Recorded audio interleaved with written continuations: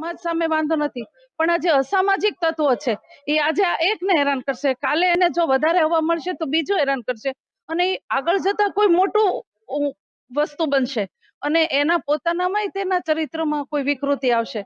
એટલે આ વિકૃતિઓ ન આવે સમાજના બાળકોમાં, કારણ કે એના જોઈને બીજું કોઈ ન શીખે કે આવું કરાય તો કઈ વાંધો નથી આવતો. એટલા માટે આ સમાજ આખો ભેગો થયો છે, ગામના લોકો ભેગા થયા છે કે ભાઈ આવું ન થવું જોઈએ, આવા અસામાજિક તત્વો હોય એને ડામવા જોઈએ.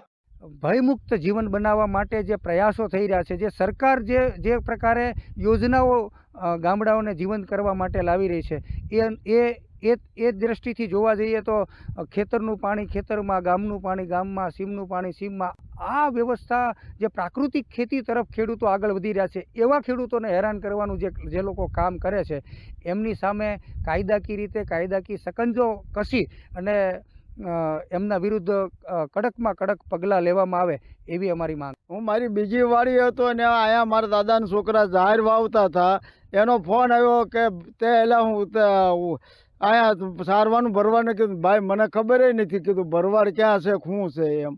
તે કે તું અહીંયા આવે એમ, એ કે મેં કીધું તમે કહી દો ને. તે કે તારી ક્યાં વાડી છે મને એમ કે છે એ, અને જેમ તેમ કે તું અહીંથી હાલતો હતા નકર તને પાડી દઈ મારા દાદાના છોકરાને કે. અને અહીંથી પછી હું એને ફોન કર્યો, ભરતભાઈ તમે કોણ? ભરતભાઈ બોલો? તો કે હા. મેં કીધું તમે સારો? તો કે હા હું સારું છું.